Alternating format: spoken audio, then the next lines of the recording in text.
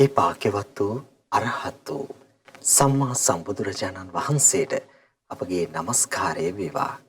නමෝ බුද්දාය. ජීවිතය සුරක්ෂිත දිවයිනකට රැගෙන යමින් සසර සැඩපහර තුළ ආරක්ෂා වෙමින් සංසාර ගමනෙන් එතරට යන සුරක්ෂිත මාවත පිනන්ත ඔබට පහදා දෙන උතුම් දහම් සාකච්ඡාව ධම්මදීපා විහෙරත දහම් කතිකාවතේ තවත් දහම් සාකච්ඡාවක් පින්නන්ත ඔබට තිලින කරන්නටයි රූපවාහිනී කලන මිතුරාණන් ඔස්සේ සුපුරුදු වේලාවට මෙලෙසින් ඔබේ දෙනෙත් අභියසට අප පැමිණ තිබෙන්නේ. අද දවසේ ධම්මදීපා විහෙරත උතුම් දහම් සාකච්ඡාව වෙනුවෙන් බැතිබර දායකත්වයෙන් කටයුතු කරන්නේ BDL ගුණසේකර මාවත මුණගම හොරණ යන ලිපිනේ පදිංචි පින්වත් ඩග්ලස් හේමජිත් අමරතුංග සහ චතුරිකා සපුමානගේ යන පින්වන්ත දෙපළ විසින් කියන කාරණාව දයාවෙන් යුතුව සිහිපත් කරන්නට කැමැතියි. අද දවසේත් මහමෙවුනාව භාවනාසුපවාසී පින්වත් ස්වාමින් වහන්සේ අප කෙරෙහි අනුකම්පාවෙන්ම උතුම් ශ්‍රී සද්ධර්මයේ මෙනෙහි කර දෙන්නට උතුම් දහම් අසුරට වැඩම කර තිබෙනවා. උතුම් දහම් කතිකාවත ආරම්භ කරන්නට මත්තෙන් පින්වත් ස්වාමින් වහන්සේව පාද වන්දනා කරමින් নমස්කාර පූර්වක අප සියලුම දෙනා මේ මොහොතේ පිළිගෙන සිටිමු. අවසරයි පින්වත් ස්වාමින් වහන්සේ. සාදු සාදු සාදු. ධම්මදීපා විහෙරත දහම් සාකච්ඡාව තුළින් අපේ ජීවිතය තුළ අපි ධර්මයේ නොදන්නා නිසාවෙන් මුහුණ පාන විවිධාකාරයේ ගැටලු විවිධාකාරයේ ප්‍රශ්න වෙනුවෙන් පිළිතුරු ධර්මානුකූලව සොයන්නට ඒ ගැටලු ධර්මයේ තුලින් විසඳා ගන්නට කටයුතු කරන්නට සූදානම් වෙන මොහොත. ස්වාමිනී දැන් ඉවසීමේ ගුණය එහෙම නැත්නම් ඉවසීම නැතිකම පිළිබඳව ස්වාමීනි අපි කතා කරන්නට කල්පනා කරා ස්වාමිනී. ස්වාමිනී අප අතර තිබෙන බොහෝ ප්‍රශ්න වලට මුල අත්විඳින තවත් බරපතල ප්‍රශ්නයක් තමයි ස්වාමීනි මේ මිනිසුන් තුල ඉවසීමේ ගුණය නැතිකම. මේ ප්‍රශ්නයට හේතුව කුමක්ද කියලා ස්වාමීනි අපිට පහදා දෙන්නකෝ අවසරයි ස්වාමීනි. නමෝ බුද්දාය. අපගේ ගුරු දේවෝත්තම පින්වත් ලොකු ස්වාමීන් වහන්සේට මාගේ নমස්කාරය වේවා. සදහවත් පින්තුනි අපි කතා කරන්න සූදානම් වුණේ ඉවසීම නැතිකම ගැන. එතකොට බුදුරජාණන් දේශනා කළා මේ බුද්ධ ශාසනයේ පැවිදුණු ශ්‍රාවකයන්ට මේ යම් උතුම් තපසක් ඇද්ද? ඒ උතුම් තපස තමයි කිව්ව මේ ඉවසීම කියලා කියනවා. උන්වහන්සේ දේශනා කළේ කාන්ති පරමං තපෝති තික්ක. මේ ඉවසීම තමයි කිව්ව උතුම් තපස. ඉතින් මේ ඉවසීමට වඩා උතුම් දෙයක් නැහැ කිව්ව. ඒතර අපේ ජීවිතය තුළ මේ අපි එදිනෙදා කතා කරන මේ නොයෙකුත් මේ සද්ධර්මයේ සඳහන් වෙන ගුණධර්ම ටික අපේ ජීවිතයට ඇතුල් කරගන්න අපේ ජීවිතයට සම්බන්ධ කරගන්න නම් මේ ඉවසීම කියන ගුණය ඉවසීම කියන මේ තපස මූලික වශයෙන් ඕබනා වෙනවා. ඉතින් ඒ හින්දා බුදුරජාණන් දේශනා කළ මේ සමාජයේ ඉවසීම නැතිකමට හේතුව තමයි කිව්වා මේ කරුණා මෛත්‍රියක් හිතේ පිහිටුව නොගැනීම. එතකොට මේ කරුණා මෛත්‍රියක් නැතිකම හින්දා මේ සත්‍යෝ ශනිකව තීරණ ගන්නවා. ශනිකව කෝපයටපත් වෙනවා. ශනිකව තමන්ට අසාධාරණයක් වුණා කියලා ඒකට ශනිකව ප්‍රතිචාර දක්වනවා. ඒතර ඉවසීමෙන් තොරව කටයුතු කිරීම හින්දා සමාජයේ නොයෙකුත් අර්බුද හටගන්නවා. ඒතර ඔබට තේරිලා ඇති සමහර විට ටික වෙලාවක් ගියාට පස්සේ කල්පනා කරලා බලද්දී ඔබටම කල්පනා වෙලා ඇති අනියම චුට්ටක් ඉවසවනම් මම පොඩ්ඩක් මේකට වෙලාව අරන් ඉවසවනම් මෙතරම් අර්බුදයක් නිර්මාණය වෙන්නේ නැහැ කියන නොයෙකුත් ගැටලු ඔබට මුණ ගැහිලා.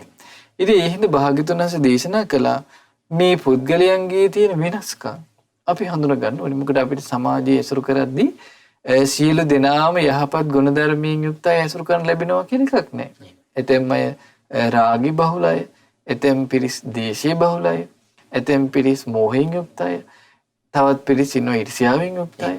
ඒතර මේ වගේ විෂමාකාර සමාජයක විෂමාකාර සත්වයන් අතර කටයුතු කරද්දී මේ ඉවසීමේ කියන ගුණය අපි තුල නොතිබුණොත් එහෙම අපේ ජීවිතය අඳුරට ඇද දමන්න ඒක ප්‍රධාන කාරණයක් බවට පත් වෙනවා. ඉතින් ඒ හින්දා බුදුරජාණන් දේශනා කළා මේ ශ්‍රාවකයා ඉවසන්න කිව්වා අපේ ජීවිතේට ඇතැම් වෙලාවට සීතල එනවා. අධික සීතල කාල එනවා. ඒකත් ඉවසන්න කිව්වා. ඊළඟට අධික උණුසුම් කාල එනවා. ඒ වගේ දේවලුත් ඉවසන්න කිව්වා. ඊළඟ බුදුරජාණන් වහන්සේ වදාලා බඩගින්න, පිපාසය මේ වගේ කාරණා ඉවසන්න පුරුදු වෙන්න කිව්වා. ඊළඟට බුදුරජාණන් දේශනා කළා අපි නොකළ වැරදි වලට ඇතැම් වෙලාවට අපිට චෝදනා ලැබෙනවා. නිന്ദා පහස ලැබෙනවා. ඒතර මේ වගේ වෙලාවට ඉවසුවේ නැත්තම් අර නැති අරුබුද හට ගන්නවා. ගහ බැන ගැනීම වලට පව යනවා. ඊළඟට මිනී මැරෙනවා. ඊළඟ බුදුරජාණන් දේශනා කළා මේ ශාරීරිය ප්‍රාණීය නිරුද්ධ කරන තරමේ භයානක ලෙඩ රෝග හැදෙනවා. එතකොට ආයුධ වලින් පහර වදිනවා. ඊළඟට නොයෙකුත් ආහාර විස වීමෙන් ලෙඩ රෝග හැදෙනවා. ඊළඟට රියානතුරු වලින් ආබාධ වෙනවා. ඒතර මේ වගේ අධික වේදනාවෙන් යුක්ත විදීම් වලට මුහුණ දෙන්න වෙනවා. ඒතර මේ හැම අවස්ථාවකදීම පාවිච්චි කරන්න කියව එකම ගුණය ඉවසීම. ඒතර මේ ඉවසීමෙන් යුක්තව පුළුවන් නම් ශ්‍රාවකයෙකුට මේ දේවල් වලට මුහුණ දෙන්න. ඒ පුද්ගලයාට පුළුවන් කිව්ව මේ සද්ධර්මයේ තුල අභිවෘද්ධියටපත් වෙන්න. මේ සද්ධර්මයේ තුල දියුණුවටපත් වෙන්න. ඒතර ඉවසීමෙන් යුක්තව මේ දේවල් වලට මුහුණ දුන්නොත් අර ඉවසීමේ කියන ගුණය තුල ශ්‍රාවකයට අවස්ථාවක් ලැබෙනවා. මේ සද්ධර්මයේ අපි කතා කරන මේ කියන ගුණධර්ම එකින් එක ජීවිතය තුළ පෝෂණය කරගෙන ජීවිතය තුළ දියුණු කරගෙන. ඉතින් ඒ හින්දා මේ නොයවසීම කියන ප්‍රශ්නේ සමාජයේ නිරන්තරයෙන් දකින්න ලැබෙනවා. ඒතර මේක මගහරව ගන්න නම් අපි තේරුම් ගන්න ඕනේ කලබල වෙන්නේ නැතුව මේ ප්‍රශ්නයක් දිහා බලන්න ඕනේ යොසිලිවන්තකම අපේ ජීවිතය තුළ අපි ගොඩනගා ගන්න. එහෙමයි ස්වාමීනි. දැන් ඉවසීමේ නැතිකම නිසාවෙන් ස්වාමීනි මේ පුංචි වැරද්දක් කියවනද පුංචි කාලයක් ඉවසපු නැති නිසාවෙන් ජීවිත පවා අහිමි වෙච්ච අවස්ථා තිබෙනවා. බොහෝ වෙලාවට අපි සිරගෙවල් වල සිරගත වෙලා ඉන්න සිරකරුවන්ගේ ජීවිත කතා පිළිබඳව ඔවුන්ගෙන් විමසුවොතින් අපිට අහන්න ලැබෙන මට තව ටිකක් ඉවසන්න තිබුණා. දැන් තමයි මට කරපු දේ තේරෙන්නේ. ස්වාමීනි දැන් මේ අපේ සමාජයේ තියෙන කතාවක් ඕනට වඩා ඉවසන්න හොඳ නැහැ. ඕනට වඩා ඉවසුවොත් හැම කෙනාම ඔළුවට අත හොදන්නට එනවා කියලා. නමුත් ස්වාමිනේ අපමහා බෝසතාණන් වහන්සේ පාරමී දම් පුරන කාලයේදීත් පාරමිතාවක් හැටියට ඉවසීම ප්‍රගුණ කරා නේද ස්වාමිනේ? ඊටමත් සුන්දර කතා තියෙනවා මේ පිළිබඳව. ස්වාමිනේ අපි කැමති මේ පිළිබඳව දැනගන්න අවසරයි ස්වාමී. බුදුරජාණන් වහන්සේ බෝසත්වරයෙක් හැටියට අපමහා බෝසතාණන් වහන්සේ පාරමී දම් පුරන කාලේ උන්වහන්සේ මේ ඉවසීම ශාන්තිය කියන කාරණේ පාරමිතාවක් හැටියට පුරුදු කරා. ඒ කියන්නේ මේ සම්බෝධිය පිණිස මේ පින් පුරාගෙන යන ගමනේදී උන්වහන්සේ ඉවසීම මේ ලෝක කෙනෙකුට දරන්න බැරි තරම් ඊටාම කටුක ඊටාම දුෂ්කර අවස්ථාවලදී ඉවසීමේ කියන කාරණේ බැහැර නොවි වාසය කරන්න උන්වහන්සේට පුළුවන්. එහෙමයි. ඒතර බුදුරජාණන් වහන්සේ දේශනා කළා තියෙනවා මේ අටලෝ දහමට මුහුණ දෙනවා කියන එක මේ ලෝකෙ ඉපදුණු සෑම දෙනාටම පොදු දෙයක්. එතකොට ඇතැම් කාලවල අපිට ලාභ එනවා, අලාභ එනවා, ඊළඟට යස ආයස, නිന്ദා ප්‍රශංසා, ඊළඟට සැප දුක කියන මේ කාරණාට නිරන්තරයෙන් දෝලනය වෙමින් අපි එකිනෙකාගේ ජීවිතය තුළට එනවා. ඒතර මේ ඉදිරියේදී කම්පා වෙන්නේ නැතුව ඉවසීමෙන් යුක්තව ඒකට මුහුණ දෙන කෙනා තමයි මේ දිනන්න බැරි මේ ගමන මේ යුද්ධය ජයග්‍රහණය කරන්නේ. ඒතර භාග්‍යතුන් වහන්සේ බෝසත් අවදීදී මේ දිනන්න අතිශයින් දුෂ්කර මේ ඉවසීම කියන කාරණේ උන්වහන්සේ ජයග්‍රහණය කළා. එක අවස්ථාවක් තියෙනවා ශාන්තිවාදී ජාතකේ. ඒතර අපගේ මහ බෝසතාණන් වහන්සේ ඒ කාලේ කොණ්ඩක කියන රාජකුමාරයෙක් වෙලා ඉපදෙලා හිටියේ. එතකොට සසර කෙරෙහි නොයල්මක් ඇති වෙලා මේ කොණ්ඩක කුමාරයා හිමාලයට ගිහිල්ලා තාපසයන් වහන්සේ නමක් වුණා. දැන් උන්න ධ්‍යාන භාවනා කරනවා. ඒතර ධ්‍යාන භාවනා කරද්දී හිමාලයේ ඉඳලා ලුණු එඹුල් හොයාගෙන රජුරුවන්ගේ රාජ උද්‍යානයේ ඇවිල්ලා උන්න දවසක් භාවනා කරනවා. ඒතර භාවනා කරද්දී ඊටාම දුෂ්ට රජ කෙනෙක් හිටියා. කලාබ රජුරු කියලා. ඒතර මේ අපගේ මහබෝසතාණන් වහන්සේ තාපසීන් වහන්සේ හැටියට මේ උයනේ උන්න දැන් භාවනා කරනවා. ඒතර දවසක් මේ දුෂ්ට කලාප කියන රජුරු තමන්ගේ අන්තපුරේ ඉන්න කාන්තාව ටිකත් එක්ක බිරින්දෑවරුත් එක්ක විනෝද වෙන්න යනවා උද්‍යානෙ. ගිහලා හිටන් මෙහෙම විනෝද වෙවි ඉඳලා අවසානයේ එක ස්ත්‍රියගේ උකුල හිස තියාගෙන මේ රජුරු නිින්දට යනවා. එතන මොකද වෙන්නේ? අර අනෙක් ස්ත්‍රීන් ටික අන්තපුරේ කාන්තාව ටික අර තාපසීන් වහන්සේ ඉන්න තැනට ගිහිල්ලා ඒ තාපසීන් වහන්සේට වන්දනාමාන කරලා ඒ තාපසීන් වහන්සේගෙන් ධර්මය අහනවා. එතකොට අර රජුරුවන්ව එකී තියාගෙන හිටපු ස්ත්‍රිය ඒ රජුරුවන් කෝප ගන්නවලා ඇහැරවනවා. ඇහැරුවට පස්සේ කියනවා මේ අනික් කාන්තාව ටික ඔබතුමාව තනි කරලා අන්න අර හොරු තාපසියෙකුට වසඟ වෙලා අඬන් ගිහිල්ලා ඒ ඉස්සර වාඩි වෙලා ඉන්නවා කියලා. එහෙමයි ස්වාමී. ඒතර මේ දුෂ්ට රජුරන්ට හොඳටම කේන්ති ගියා. ඒතර කේන්ති ගිහිලා හිටන් කඩුවත් අරගෙන අර තාපසින්හන්සලකට ගිහිල්ලා අහනවා. හොර තාපසය ඔබ මොනවද මේ මාගේ අන්තපුර කාන්තාවන්ට මොනවද කියලා දුන්නේ? එහෙම. ඒතර කියනවා මේ තාපසින්හන්සේ පින්නත් රජතුමනි මම ඉවසීම ගැනයි දහම් දෙසන්නේ. ඉවසීමේ වටිනාකම ගැනයි දහම් දෙසන්නේ. ඒතර මේ රජුරෝ දැන් දේශයෙන් කුපිත වෙලා ඉන්නේ. එහෙමයි. මේ රජුරෝ කියනවා රාජපුරුෂයින්ට කටු කසෙන් මේ තාපසීන්ට 2000 වාරයක් තලන්න කියලා. එහෙමයි. ඒතර මේ තාපසීන්හන්සේ මේ කටු කසයකින් තලද්දී මේ දරුණු වේදනාව ඉවසගෙන ඉන්නව කෑ ගහනවා. එතකොට අහනවා තාපසී තාම ඔබ කියපු ඉවසීම තියනවද කියලා රජුරු අහනවා. කියන රජතුමනි තාම මගේ ඉවසීම තියෙනවා. ඊළඟට බලන්න මේ දුෂ්ට රජුරු මේ තාපසීන්හන්සේගේ අන්තිය කපලා දානවා. අහනවා තාපසී තාම ඔබගේ ඉවසීම තියෙනවා. කියනවා මේ මහා බෝසතාණන්සේ රජුමනි තාම මාගේ ඉවසීම මේ විදිහටම තියෙනවා. ඔබ කෙරෙහි දේශයක් හටගත්තේ නැහැ කියලා. ඊළඟට මේ දුෂ්ට රජුරු මේ තාපසීන්හන්සේ කකුල් දෙක කපලා දානවා. ඒතර බලන්න ඊටාම වේදනා කර ඉතින් දරන්න බැරි තරම් මේ කටුක වේදනාව විඳිමින් මේ තාපසීන්හන්සේ කියනවා රජුරුවනි මාගේ ඉවසීම මාගේ මෙසිත තාම තියෙනවා කිව්වා. ඒක මගේ හදවතේ පිහිටලා තියෙන්නේ කියලා. එතකොට මේ විදිහට දරුණු විදිහට මේ දුෂ්ට රජුරු අප මහා බෝසතාණන්හන්සේට හිංසා කරා. ඒ හිංසා කරද්දී පවා මේ ඉවසීමේ කියන මේ උතුම් ගුණය ඉක්මවා යන්නේ නැතුව ඒ රජුරුවන් කෙරේ කරුණා මෛත්‍රියම හිතේ දරවාගෙන අපගේ මහා බෝසතාණන්සේ වැඩ හිටියා. ඒතර බලන්න මේ වගේ ඉවසන්න දුෂ්කර අමාරු තැන්වලදී මේ මහා බෝසතාණන්සේ ඉවසීම පුරුදු කළා. ඒතර බාහන බුදුරජාණන් වහන්සේ සම්බුද්ධත්වයේ දක්වා එන ගමනේදී ඒ වගේ නොසිතිය හැකි තරම් අප්‍රමාණ කටුක වේදනා විඳිමින් මේ ඉවසීමේ කියන ගුණයම මතු කරා. මේ ඉවසීමේ කියන ගුණයටම තන ආරම්භ දුන්නා. ඉතින් ඒ හින්දා මේ ඉවසීම අපිට පුරුදු කරගන්න පුළුවන් නම් අපේ ජීවිතේට සෞභාග්‍ය කැන්දන කාරණා බවට මේකපත් වෙනවා. එහෙමයි ස්වාමීනි. හරි අසිරියක් ස්වාමීනි. අතීත කතා ශ්‍රවණය කරන්නට ලැබීමත් ස්වාමීනි කතාවකට අපි ලද භාග්යක්. මොකද මේ තරම් පිරිසක් ඉන්න මේ ලෝකේ මේ සුන්දර දහම් කතිකාවත ශ්‍රවණය කරන්නට එහෙම නැත්නම් දෙනෙතින් දකින්නට පවා වාග්ය උදා වෙන්නේ ඉතාමත්ම සුළු පිරිසකට. ඒ නිසා ධර්මය, කල්යාණ මිත්‍ර ඇසුර ලබන්නට ලැබෙන්නේ බොහෝම සුළු පිරිසකට. ඉතින් ඒ නිසා මේ දහම් කතිකාවත ඔබේ ජීවිතය හා එකතු කරගනිමින් ජීවිත වඩාත් සුරක්ෂිත කරගන්නට ධර්මය තුළින් කටයුතු කරන්නට කියන කාරණාව ඉතාමත්ම දයාවෙන් යුතුව ඔබට සිහිපත් කරන්නට කැමැති. ස්වාමීනි දැන් ශ්‍රී සද්ධර්මයේ තුලින් තෙත්ෙච්ච හිතකට හිතක් ඇති අයෙකුට ස්වාමීනි ඉවසීම ගුණයක් විදිහට ප්‍රගුණ කරලා පුළුවන්කම තිබෙනවා ස්වාමීනි වඩාත් ඉක්මනින් සුරක්ෂිත දිවෙන තමන්ගේ ජීවිතය තුළ මේ සසර ගමන තුළ ඉදි කර ගන්නට ගොඩනගා ගන්නට ස්වාමීනි අවසරයි පහදා දෙන්නකෝ.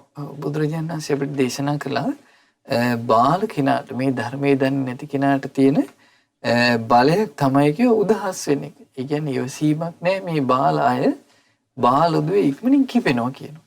ඉවසීම නැතුව ඉක්මනින්ම කිපිලා සමාජයේ නොයෙකුත් අර්බුද හදාගන්නවා. එහෙමයි ස්වාමීනි. හැබැයි බුදුරජාණන් දේශනා කළා ශ්‍රමණයන්ට තියෙන බලය තමයි කිව්වා ඉවසීම කියන්නේ. එහෙම. ඒතර බුදුරජාණන් වහන්සේ වදාළා මේ ඉවසීම තියෙනවා නම් ජීවිතේ දියුණුව කරා ගෙනියනවා කියන එක කරගන්න පුළුවන් දෙයක් කියලා. ඊළඟට උන්වහන්සේ වදාළා මේ ලෝකේ ඉන්න නුවණැත්තන්ට නුවණ තියෙන උදවියගේ බලය තමයි කිව්වා යම් කාරණාවක් ශ්‍රවණය කරලා නුවණින් විමසලා තීරණය ගන්න.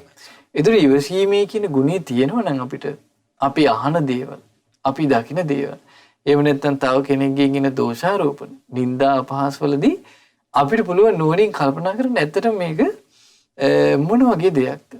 ඇත්තට මේ කාරණාව මා තුළ තියෙන දෙයක්ද? මා තුළ නැති දෙයක්ද කියලා ඉවසීමෙන් ඒ කාරණා විමසලා බලන්න පුළුවන්.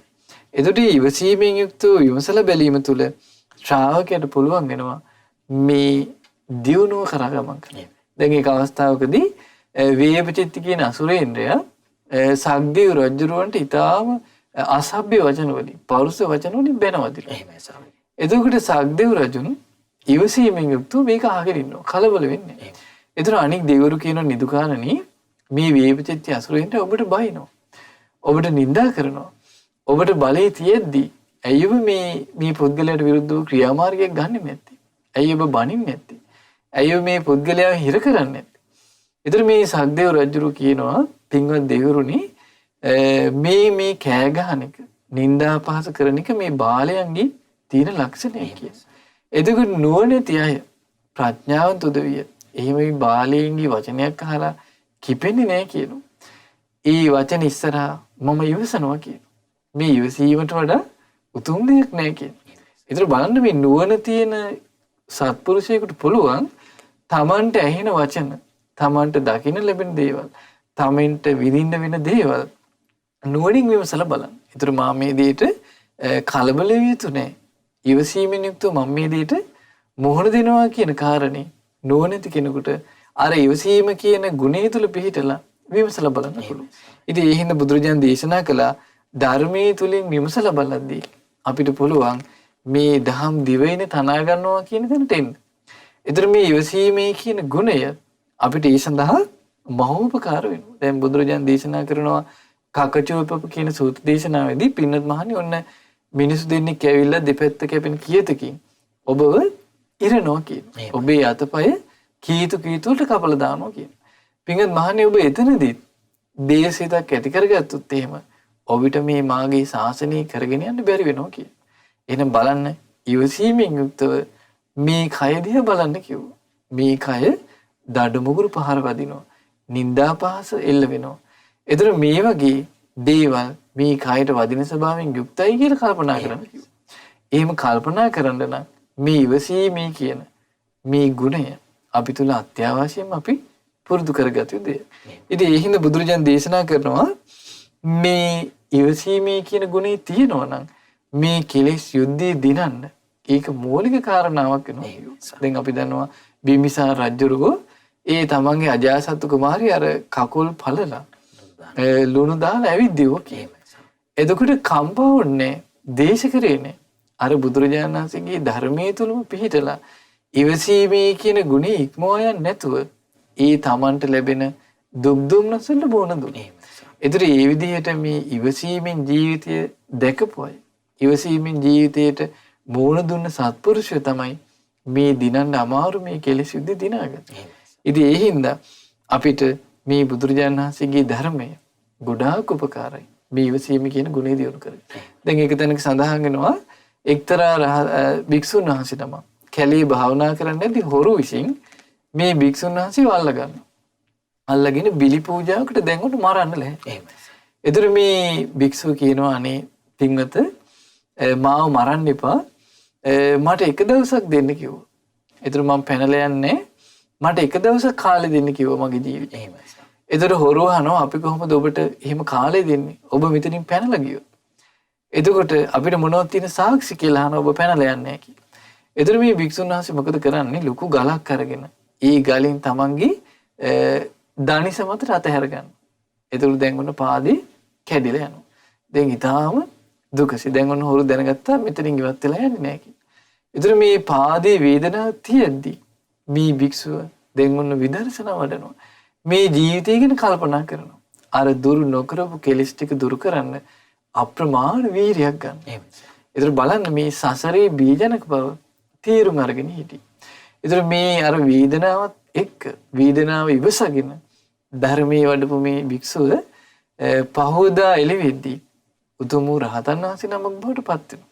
එහෙම පත් වෙලා පහෝදාර වරුන් අතින් හිස ගසා දාලා මරණයටපත් වෙනවා. ඒතර බලන්න මේ කෙලෙස් යුද්ධයට යට වෙන්නේ නැතුව ඉවසීමේ කියන ගුණයම මුලට අරගෙන මේ කෙලෙසුන්ගේ නිදහස් වෙලාගේ උත්තරම වැඩ හිටියේ. ඉතින් ඒ හින්දා අපිටත් මේක කරන්න පුළුවන්. මේ ඉවසීමේ කියන ගුණය අපිට දියුණු කරගන්න පුළුවන්. ඉතින් ඒ හින්දා බුදුරජාණන් වහන්සේ ගැන චිත්ත ප්‍රසාදී මේ ඉවසීමේ කියන ගුණය මා තුලත් උපදවා ගන්න පුළුවන් කියන විශ්වාසය තමයි අපි ඇති කරගන්න ඕනේ. වැටහුණා ස්වාමිනේ කාරණාව.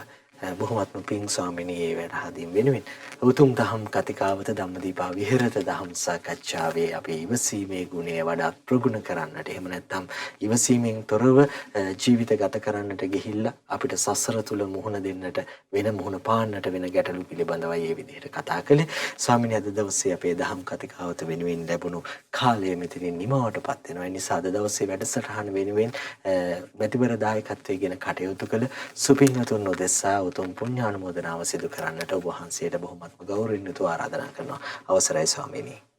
පුණ්‍යානුමෝදනාව අද දවසේ ධම්මදීප විහෙරත දහම් කතිකාවතට අනුග්‍රහය දරන්නේ BDL ගුණසේකර මාවත මූණගම හොරණයන් ලිපිනේ පදිංචි පින්වත් ඩග්ලස් හේමජිත් අමරතුංග සහ චතුරිකා සපුමානගේ යන දෙපළ විසින් ඉතින් මේ පින්වතුන් බලාපොරොත්තු වෙනවා තමන්ගේ මිය පරලෝකීය ඥාතීන්ට මේ පින අනුමෝදන් කරන්න. ඉතින් අද දවසේ රැස් කරගත්ත මේ උදාාර පින සියලුම දෙවියෝ අනුමෝදන් වෙත්වා උතුම් ධර්මාභෝධයෙන් සැනසීම ලබත්වා. සාදු සාදු සාදු. ඒ වගේම රැස් කරගත් උදාාර පින ගුරු දේවෝත්තම පින්වත් ලොකු ස්වාමීන් වහන්සේට අනුමෝදන් වෙත්වා. සියලු මහා සංඝරත්නයට මේ පින් අනුමෝදන් වෙත්වා. උතුම් ධර්මාභෝධී පිණිස මේ පින් උපකාර වෙත්වා. සාදු සාදු සාදු. ඒ වගේම රැස් කරගත්ත උදාාර පින ඒ බී ඩග්ලස් හේමජිත් අමරතුංග ඒ වගේම චතුරිකා සපුමාන කියන ඒ දෙපළ නමින් මේ ජීවිතයේදී අනන්ත සසර පුරාවටත් මිය පරලෝකීය සියලුම ඥාතීන් මේ පින් අනුමෝදන් වෙත්වා. ඒ සියලු ඥාතීන් පරලෝ වශයෙන් සුවපත් වේවා සැපවත් වේවා නුදුරු භවයක සසර දුකින් අත මිදෙත්වා. සාදු සාදු සාදු. ඒ වගේම රැස් කළ මේ උදාාර පින ඩග්ලස් හේමජිත් අමරතුංග ඒ වගේම චතුරිකා සපුමානගේ කියන ඒ දෙපළගේම සුජීවත් සිටින දෙමාපියන්ට නිදුක් නිරෝගී සුවපත් භාවය පිණිස මේ පින වේවා. ඒ වගේම සනුජ සදේව වෙන පුතණුවන්ට ඒ වගේම මිනුද මෙත්සර පුතණුවන්ට මේ පින අනුමෝදන් වෙත්වා. ඒ දරුවන්ට නිදුක් නිරෝගී බව සැලසේවා. නිරතුරුව කල්යාණ මිත්‍ර ඇසුර සැලසේවා. උතුම් ධර්මාභෝධයෙන් සැනසෙන්න මේ පින උපකාර වෙත්වා. සාදු සාදු සාදු. ඒ වගේම රැස් කළ උදාාර පින ධර්මයේ ශ්‍රවණය කළ ඔබ සියලු දෙනාට ශ්‍රද්ධා මාසික ධර්ම දාන සමාජිකයින්ට අනුමෝදන් වෙත්වා. උතුම් ධර්මාභෝධයෙන් සැනසෙන්න මේ පින් උපකාර වෙත්වා. සාදු සාදු සාදු.